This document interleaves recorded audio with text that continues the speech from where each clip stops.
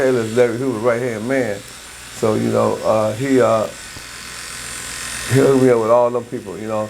I get so many inquiries. You got to remember, I'm the CEO.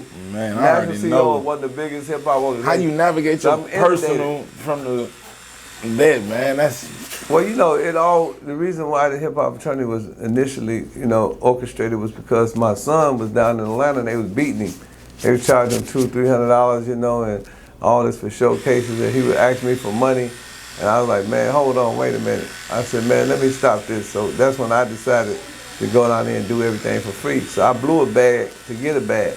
And I spent maybe 3, 4, maybe 500,000, you know, the last 2 years just giving everything free. I missed a lot of money, and people thought I was crazy.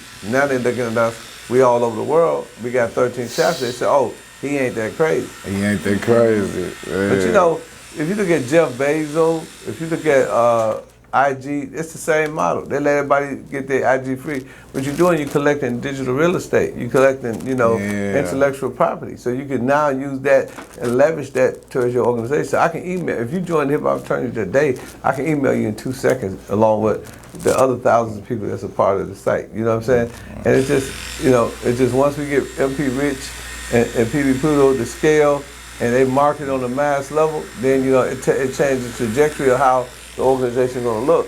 And then more people are going to be more susceptible to join it because now they see they got their favorite artist as a part of it. Then other artists are going to want to come on board, and then people just going to start saying it organically. You know what I'm saying? And now, you know what I'm saying, we're going to be in the same space as maybe a Live Nation. Yeah. You know what I'm saying? Who got millions of emails. Who was your biggest pimping influence when you first grew up?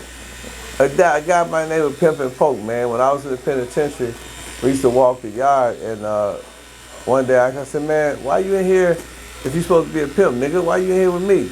And he said, man, a dude named Pimpin Sam, he got out of pocket with me, and he got one of my girls. So he got this girl named Juanita. So when Juanita got with Sam, she would feed him. You know, when he got to use the bathroom, she'd wipe his ass. You know, she would fumble 3 times to light a cigarette, and the nigga mistaked it for love. But what Pimpin Ken told me, nigga, those are instructions.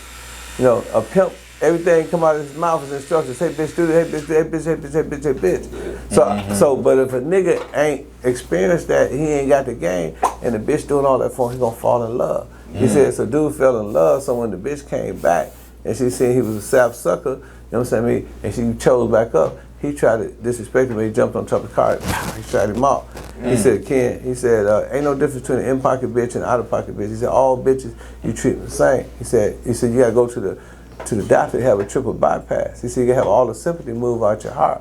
He said, you can't have no feelings. And that's how I was able to be successful, because imagine, man, having some of the most beautiful women in the world. Right. I mean, they got that snapper, everything, you know, that monkey grip, that bicycle grip, everything, you know what I'm talking about. Yeah. I mean, it's just off the cheesy, right? Yeah, you can't fall in love with that. But because of him, you know what I'm saying, I kept it pimping. And that's why they stayed longer, because they said, this nigga ain't got no feelings. You know what I'm saying? And the thing, like a police officer, when he shoot you, he doing his job. A fireman, he go in there, he run the house, and he get burnt, he doing his job. Well, a pimp got a job too.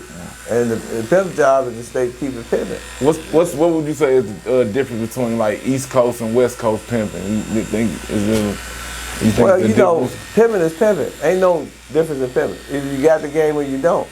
Either you pimping or you miss pimping. And miss pimping ain't no pimping at all.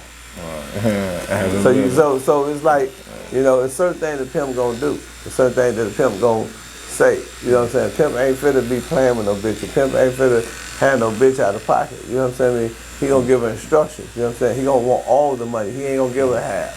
You know, he ain't gonna make no deals. You know what I'm saying? Pimp don't like the way the pussy feel. He like the way the pussy pay the bill. You know what I'm saying? That's the difference. Believe it or not. You know, pimp got a meat on his feet. The longer bitch stay, the longer she got to pay. Pimp say, bitch, if you think I'm handsome, pay my ransom. Hey, bitch, if you can't give me no sisters, keep your motherfucking distance. It's purse first and ass last. You know what I'm saying? Put a turbo in the ass when you get the cash. Now, for the people, tell them what's gorilla pimping? Well, gorilla pimp is somebody who ain't got no pimping at all. It's like if me and you was to start talking and we had a philosophical argument and you was able to break me down philosophically, and I say, bitch ass nigga, and I fire on you, right? I ran out of pimping. So a pimping that they can't talk. You don't never have to put your hand on a woman.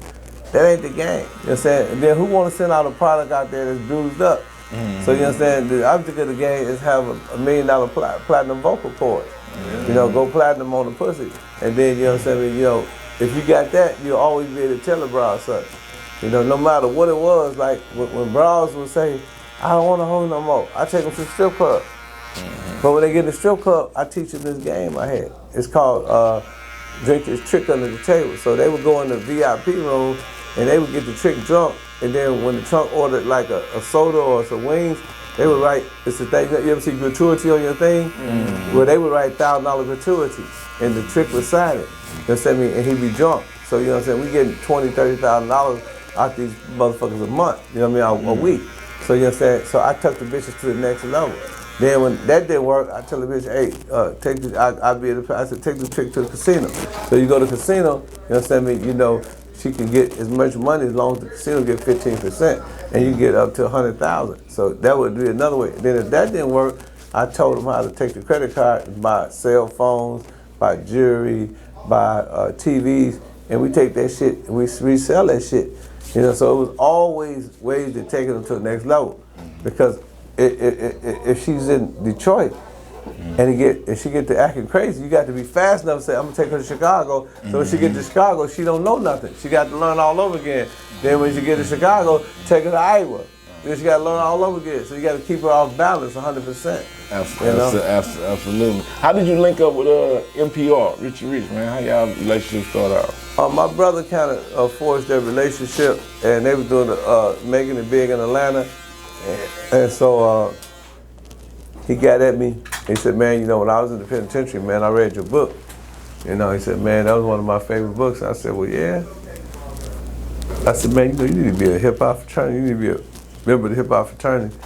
He said, yeah, man, I want to be a part of it. So, you know, a situation came up, and I was able to get him and PB Pluto and his brother named Big Jig, all of them sit down and say, man, look, you know, you got all these organizations, these crews in Atlanta. I said, man, if y'all hook up, man, just on sheer relationship, y'all gonna be the biggest independent organization in the country. I said, it's gonna draw a lot of attention. I said, it's gonna make the labels look at it. Plus, all the things we got going in hip hop fraternity already watching us. All right. I said, it's gonna make us look big, it's gonna make y'all look big.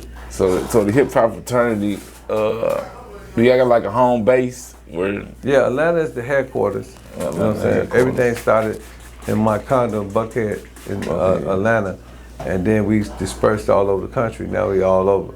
You know we going international with it, of course. Yeah, we already got people from Canada, Africa. You know, our COO is from Africa, so we already went international. You know what I'm saying? You know, I mean, our whole play is, man, to take our culture back and to teach brothers and sisters, you know, about, you know, hip hop, because, you know, hip hop is if you want to say, the blueprint. If you want to say reparations, it is reparations. There's more money been made for Moorish Americans than any other country. You think of Black Wall Street. Black Wall Street GDP was 2.5 billion. Kanye worth 9 billion. He worth 4 times the value of Black Wall Street.